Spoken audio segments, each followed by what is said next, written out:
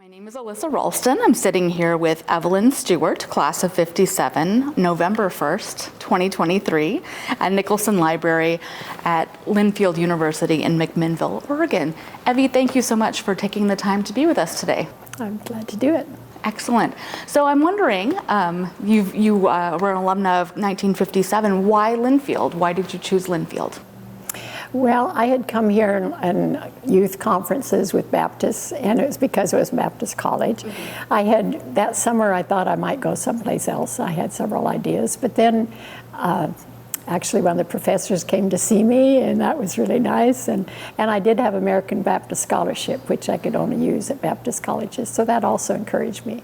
But I really, by the time it was time, I was anxious to come. Mm-hmm. Which professor came to visit you? I think Dr. Frazee. He was a religion professor. Okay. And how did you come to be connected with him? Oh, I met him at conferences. Oh. Yeah, I was involved in the Oregon Baptist Youth Fellowship, and we did a lot of things together. Were you seriously considering anywhere else, any other schools? Well, I was thinking of maybe Wheaton College back east, and maybe Seattle Pacific, but really I'm very glad I chose Linfield. So tell us a little bit about life before Linfield. Where did you grow up? Tell us about your family and your hobbies as a child. Well, I was the fourth of 6 children, and I was born in McMinnville. And my dad was a minister at the time, and we came here at the little Nazarene church, which is on First Street. Now it's something else. And then we moved to Molalla, and then to Portland, and then to Salem, and back to Portland, and back to Salem. We moved a lot. Were you moving for your father's job, or? Yeah, he just was, after he quit being a minister, he was sort of always looking for something better. So he moved a lot. But I always felt secure because I had my sister and brother, and it was a wonderful family. I loved it. I went to high school in Salem. And I was the only one of all my sisters that was able, and brother, to go to the same high school all 3 years, which was really nice. I was really glad. And I loved high school, and I really liked being a part of the Oregon Baptist Youth Fellowship, because we got together. I was an officer and eventually president when I was in college, but it was just a chance to get to know people from other cities, and it was very fun. Can you tell us a little bit about that? How often would you meet? Who all would come? What would we'd have we had camp at Arawana, which is up near Mount Hood. It was a Baptist camp, and we all went there in the summers. And then they had a convention every fall, and about every third time we met at Lynfield. So it was a chance for people to get to know here, and then we'd meet in other churches, and then the officers would meet like every couple months, and we'd plan things for the whole group, and then we had BYF in our own local churches every Sunday night. What's BYF? Baptist Youth Fellowship. Okay. We called it BYF. Yes. Actually, earlier it was called BYPU. It was called Baptist Young People's Union, but people made fun of that BYPU. That was not a good way to. So I was glad they changed it. So how many people would gather, and what would you do as in fellowship? Was it lots of singing and sermons? In our own local group, it was just a small. We didn't. We maybe sang some choruses, and we shared ideas, and we had a little leaflet that would give us ideas. But the conventions, we always had a speaker, a famous, so to speak, speaker, and we had workshops and worship. So it sounds like that took up most of your time as an adolescent. Well, I enjoyed that a lot. I enjoyed things at school too, and was in a lot of activities at school. Mm-hmm. But when I look back, that was sort of a highlight. Mm-hmm. But so when you came to Linfield, what were your first impressions of the school, and how did you think that you could best integrate or best contribute to the school? Well, I did have the advantage that I'd been here for thing. And I knew a lot of kids because in the youth fellowship we would know older kids as well as younger. So I felt really at home. I loved it. And we did have a lot of Christian activities at that time. And I loved that. One of the things that I really liked was called CSL, and it was Christian Service League, I think, but we always just said CSL.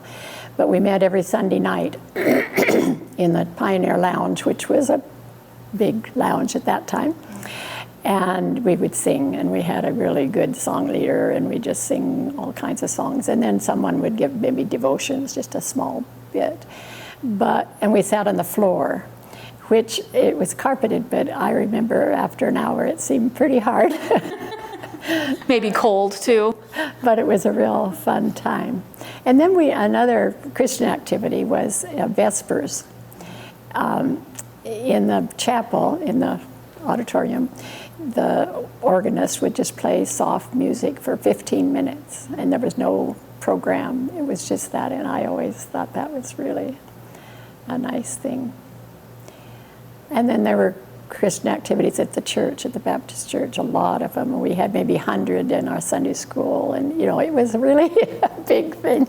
And a lot of the professors would teach over there, and I helped teach one year, and little children, and the superintendent of that children's department was the biology professor here. I just was so impressed that they were willing to do that.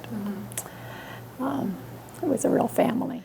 So I was looking through the yearbooks, and I saw that you are in the yearbook quite a bit for various achievements and various elected positions. Can you talk to me a little bit about what your college experience in general was like from a social perspective? Yeah. Well, I really loved being in groups, and I liked sorority. I didn't like it as much as some people because I loved to study, and it meant that you could study during that sorority meeting. This is Kappa Alpha Phi? Yeah. But it was a good way to get to know upperclassmen when you were a freshman, and vice versa when we were older, to get to know the young ones. So I did like that part. And then we did activities that were fun, and we'd meet with Theta Chi's were our partner fraternity, and we did things with them, and that was fun. I did work, maybe you're going to ask that later, but I did work at the library, and I loved it. I was there all 4 years, and my specialty was typing catalog cards, which of course we don't use anymore. But there was had to be so many spaces, and I just sort of liked that. It was fun, and the librarian was very good to me, and I'd work probably 3 hours every afternoon and then 3 hours one evening, and that went toward our tuition, which was helpful. Who was the librarian at that time? Carolyn Smith. All right, thank you. And then I noticed you were in a lot of honor societies. Can you talk a little bit about academics and what your studying process would look like? Well, I did love to study, and I used the library a lot, actually, because it was quiet. I couldn't very well do it in the dorm because I would talk too much. But I did. We had really good professors, and I really enjoyed. One thing that I just really when I was a sophomore, I couldn't decide what I wanted to major in. So I took a lot of different things. I took sewing, for instance, and that was really fun, the Bishop method, which I had not known. And I took choir, and I took a lot of things, but I didn't know what I wanted to major in. So I went to, actually it was Dr. Verzee again. I went to see him, and I said, maybe I want to go into some kind of Christian service. Maybe it'd be good if I take sociology or something. And so he said, well, what classes do you really like?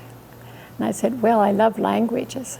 Well, and I said, well, I didn't know what I would do with it. And he said, who cares? Right now you should do what you love. And I thought that was very good advice.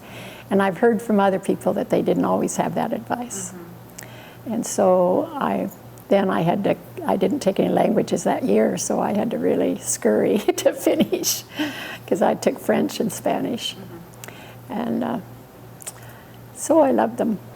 Do you still speak either of those languages? Yeah, I do both.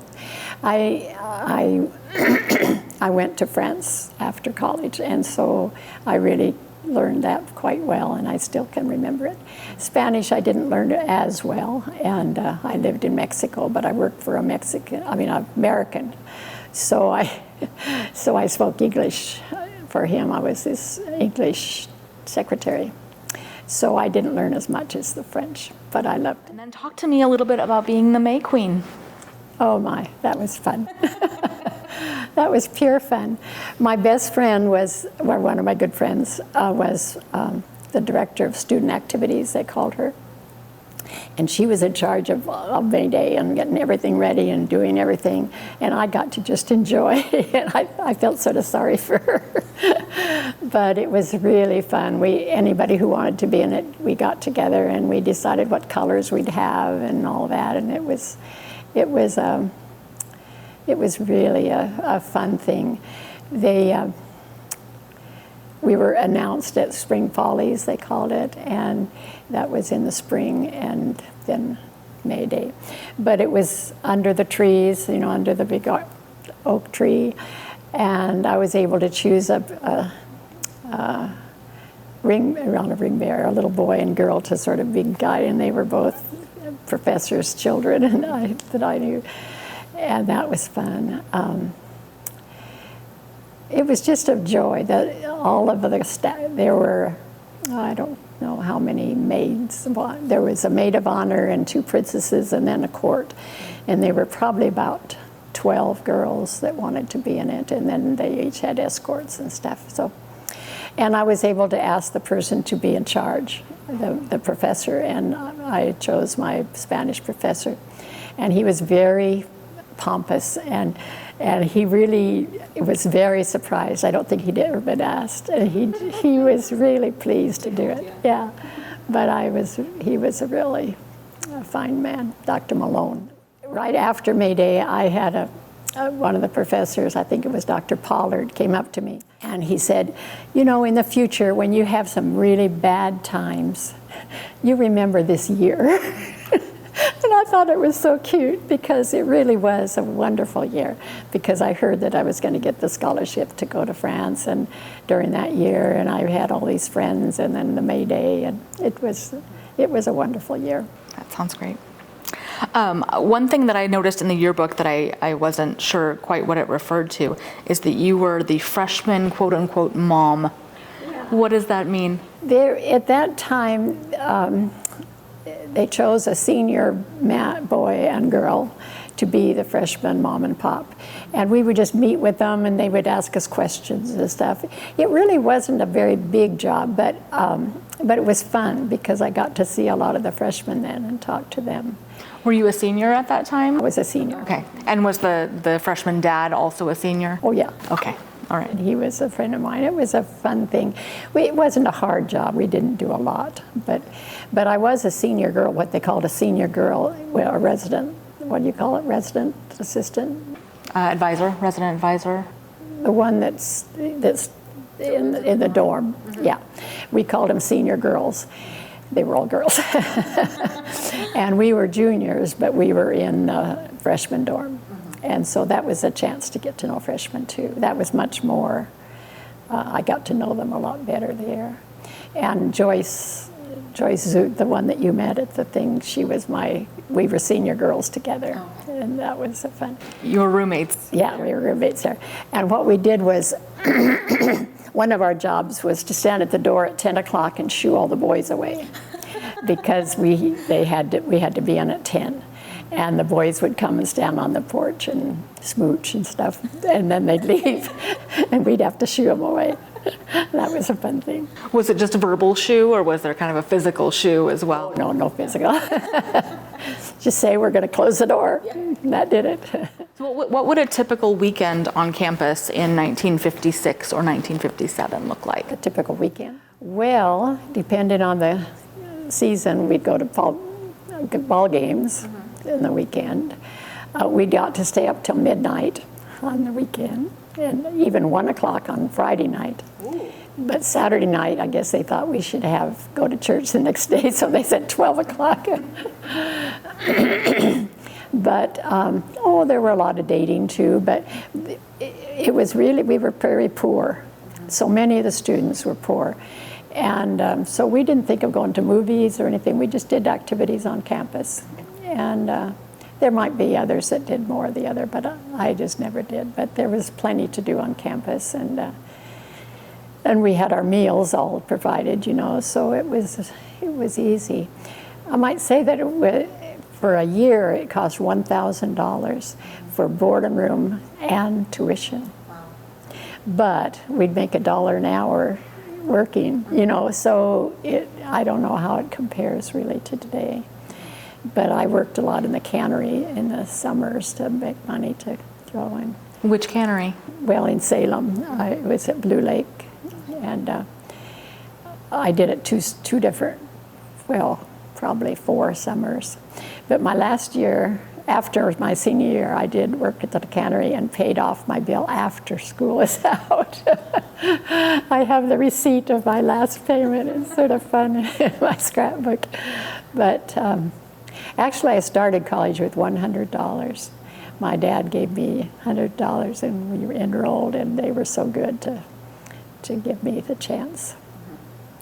But a lot of people were that way. It was not we weren't rich. And the school was only 425 students the year I started. And it was because all of the servicemen had graduated. So it was really, you know, we were really, and that's why a professor would come to see me. I mean, they wanted students so bad. And I even had the president wrote a letter, and you know, they were doing that to everybody, not just to me, but they were wanting students badly. Did you ever feel like it wasn't the right choice for you? Oh no, yeah. Oh no, I loved it. I suppose I wanted to go further away from home, but on the other hand, when I got here, it was like I was in another world, so it didn't matter, and it was nice that it was only an hour away to go home. So it was a good choice. You've mentioned a couple of professors that made an impact on you. Are there any other ones that stand out for you, or any mentors you had that maybe weren't in the professorship? Dr. Hudson was one I really liked. He taught history, and it was the hardest class I ever had.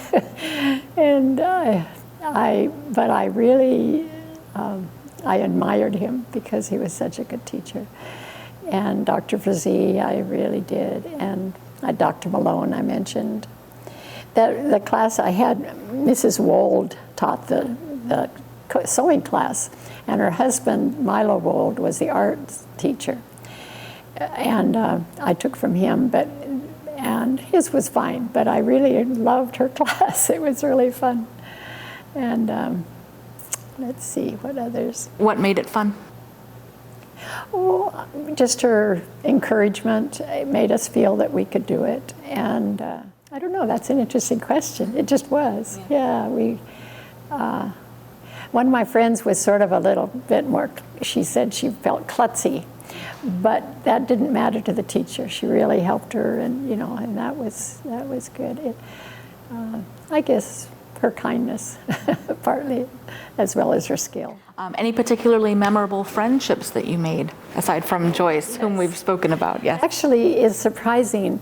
My best friends really remained for life, and I guess that's not surprising. But in the annual, there's a picture of four of us going off to a deputation team. Do you know what that is? They would, through the Christian, what they called Christian Student Union, they would, churches would ask if a team would come and help their youth group. And so about 4 of us would go, maybe, and there's a picture of the 4 of us getting in the car, and they were my lifelong friends, those 4, and it's so fun to look at that picture and realize one was Dolores Lahners. She was my roommate my first year, and then she was Joyce's roommate the second year, because we did a lot of things together then. And then because Joyce lived a long ways away, and so did Claire Lou, but Dolores was nearby. But we did see each other all the time, but we just didn't remain such good friends.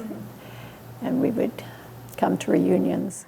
All right. And any memorable events on campus or parties or maybe things that were happening in the country that had an effect here at Linfield that you remember during your time?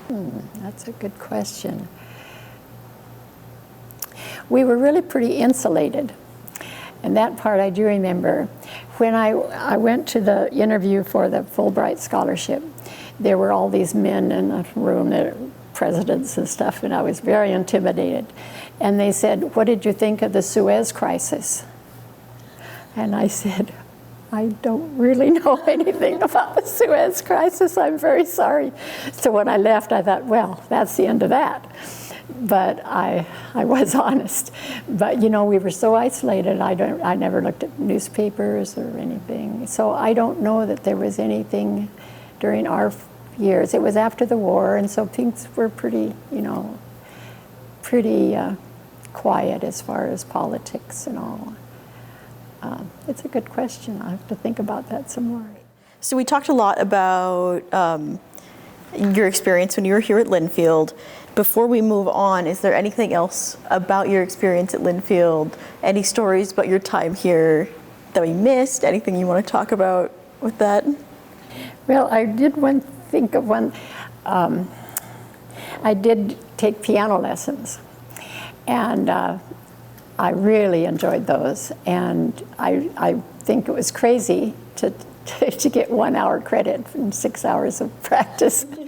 It was sort of dumb, but I really liked that. And they let me have a recital even though I wasn't a music major, and that was really nice. Oh, and the football games. I was in Spurs. Do you know what Spurs is? Do they?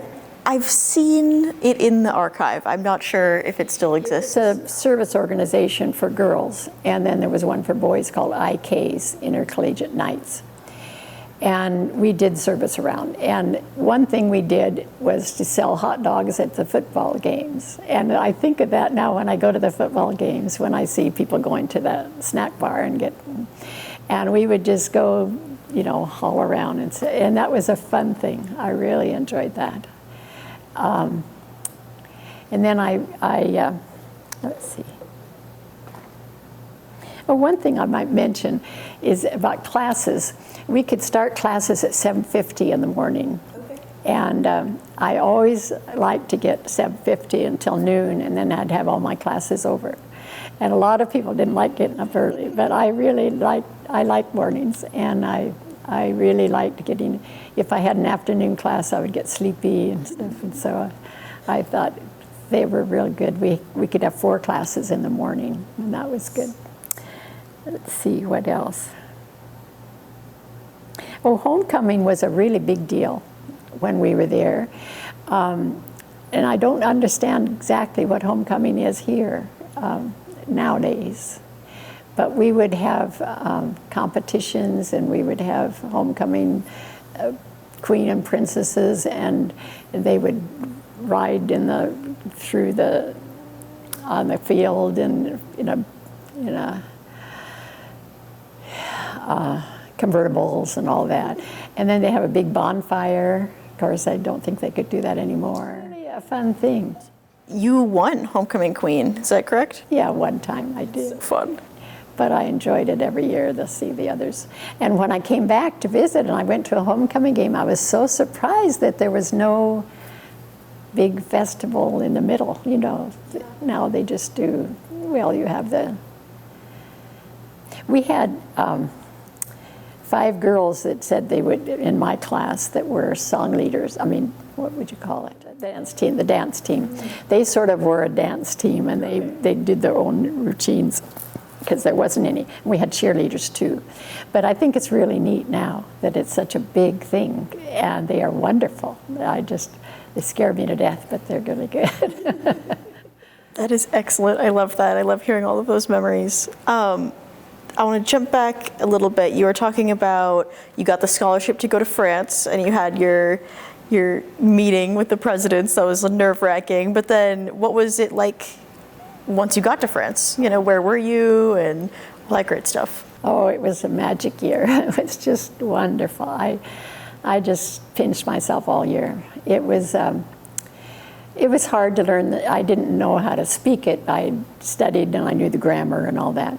But within a month or two, I was feeling I could make myself known and I could understand most everything. And by Christmas, I felt good. But it was just, I don't know, I never even got homesick because I just felt so good to be there. And I felt, I went to classes at an Institute for Foreign Students in Montpellier in southern France. And I went to class all the time, but there was no requirements. And now they do more teaching when they'd have Fulbrights, but I didn't have even teaching. I just went to class and had conversations and had coffee because it was all learning. And it was, I felt, well, and they paid, you know, maybe you know that the Fulbright is paid by the host country. And so they paid my tuition. I mean, they paid everything. And well, they paid me a certain amount every month. And then it was more than I needed for my housing. And I lived in a home where I just stayed in a room, and that was wonderful. And we ate at the student restaurant, and it was only 20 cents a meal, you know, so we could spread our money pretty well. But I made lifelong friends that I go and see, and they come and see me. And when I left on the train and said goodbye, I thought, oh, I'll never see them again, but it wasn't true. I've been back about 5 times, and they've been here, and it's wonderful. What's your best memory from that time in France? It's hard to say a best. I did travel too. I had a month to travel after I was done. I saved my money and traveled by myself on the train, and that was fun. I guess, well, we lived only 6 miles from the ocean, and so we would bike down there, or I had a boyfriend for a while who had a motor scooter, so that was even quicker. But it was nice to be so close to the. And then again, I got involved in a Christian youth group, and we went on trips, and we went a 50-mile bike trip to a destination on the coast, and that way I really got to be with French people. In my class, I was with people from all over the world, but in that group, I was with the French and could really. One of the girls in that class I just went to see a few years ago. And my husband got to meet her, and she's just a wonderful girl. So it's the friendships that was the best thing. Excellent. And what did life look like once you got back from France? I know that you went on to get a master's. Was that directly after that, or did you have some time in between? Well, no, it was directly after. I worked the summer, and then I went to seminary. And one of the professors here, well, not professor, he was on the staff, Earl Shipley. He and his wife were from that seminary back east that I wanted to go to, and so they helped me a lot to go there and encouraged me. And so I went off on the train to Philadelphia and stayed there for 2 years. I came home summers.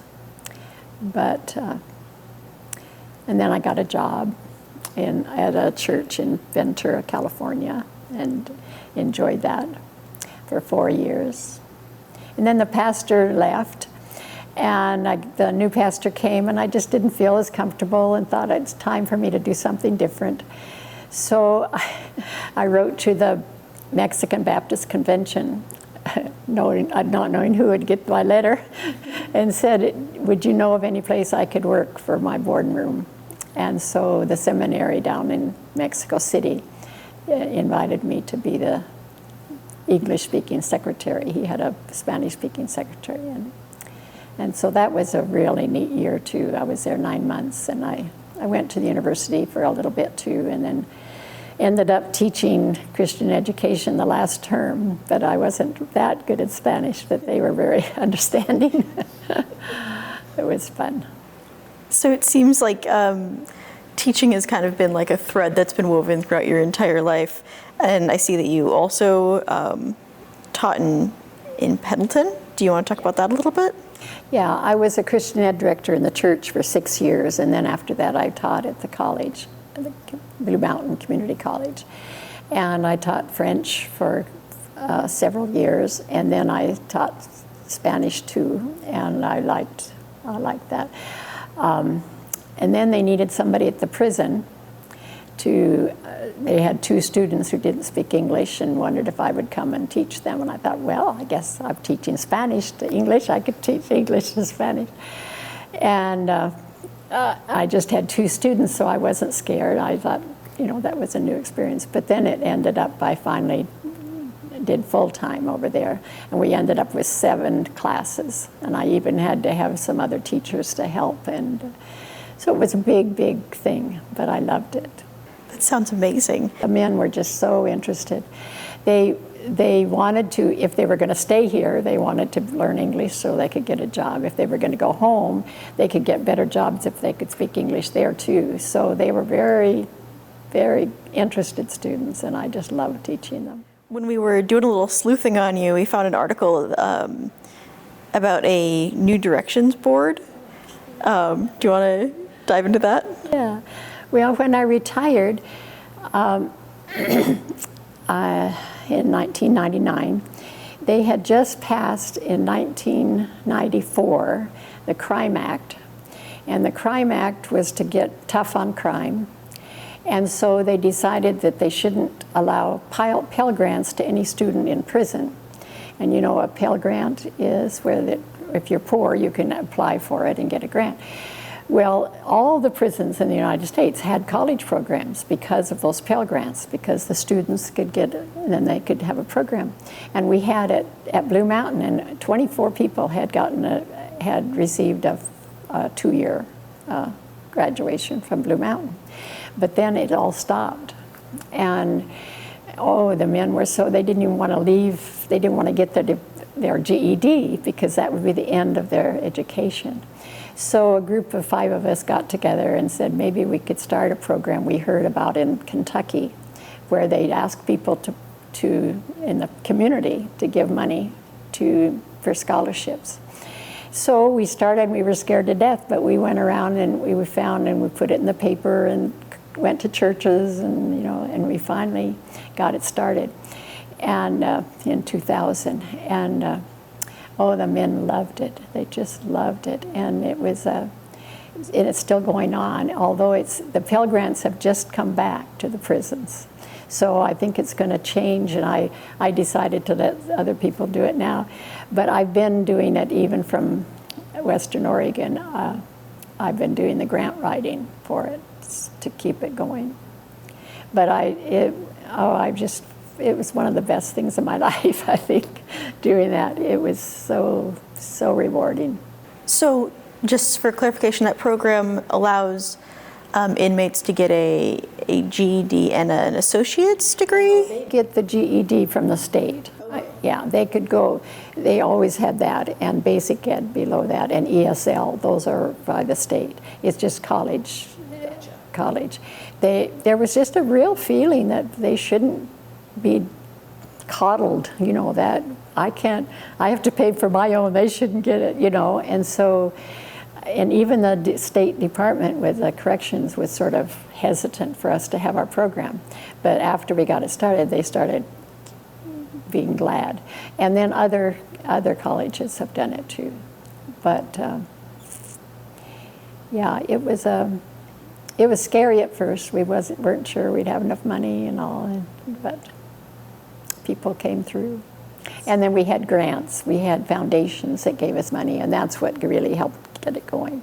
Individual ones were fine, but it's the big ones that helped.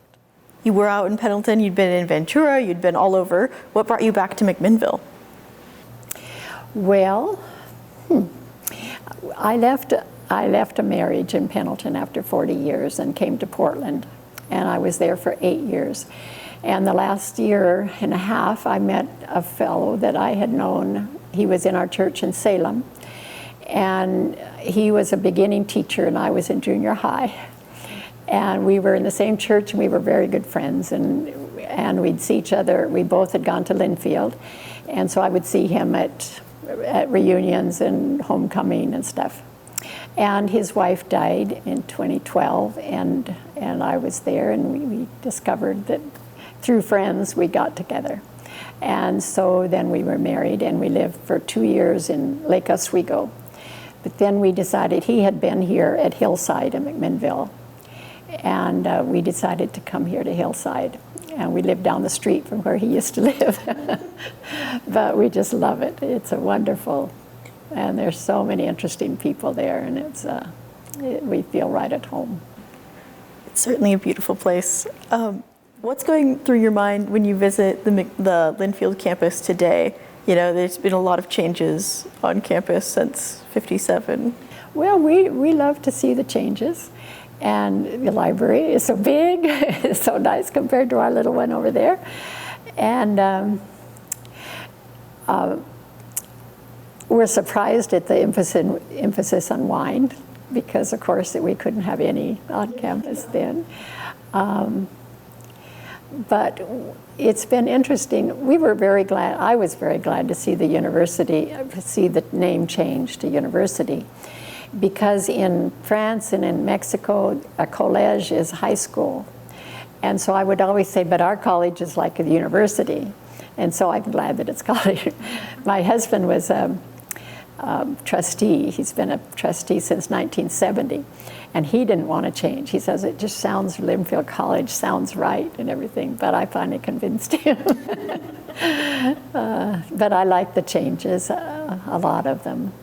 And we're very fond of the president, and so we like to go to the games, we like to go to the concerts, we like to go to the lectures. It's really a wonderful chance for us. What do you hope for the future of this institution? Ooh, that's a good thought. Oh, just to continue. It's a hard time right now, I think, when there are fewer students coming from the high schools, and you know, there's a big challenge. Well, I just wish it well, because I think there's a lot of challenges. But I think there's a lot of history that will help it go forward. I know in looking at the history, when in the early days, they kept wanting to move it to Portland and move, you know, all these things. And I don't think that'll happen here. But I do love the college, the university. Do you have any advice for students on campus now? Oh, advice. Oh, I guess to just enjoy your friends, and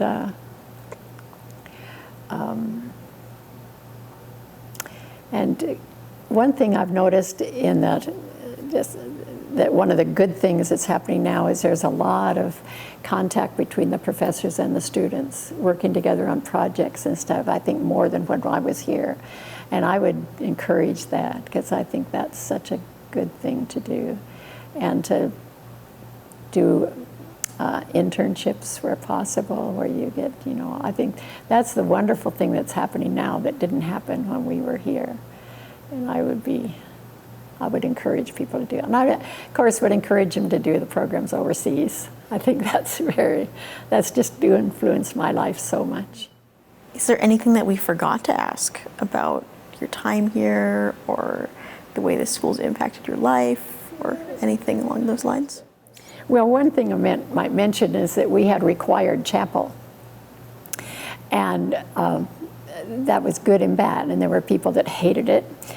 But the guy next to me in my senior year he would just complain all the time. Oh, here we are at chapel again. He became a minister, and I called him and I said, now what changed? Why did you hate it so much? And he said, well, I just grew up. But one of the three, we had 2 days, Monday and Wednesday was chapel, and then Friday was the Associated Student Body meeting. And so we would learn more about the college, about our students. One year we had Ken Williams. Do you know him? He was here for a long time later on the staff, but he was the president, and he was so funny, and we just enjoyed, you know, coming and having.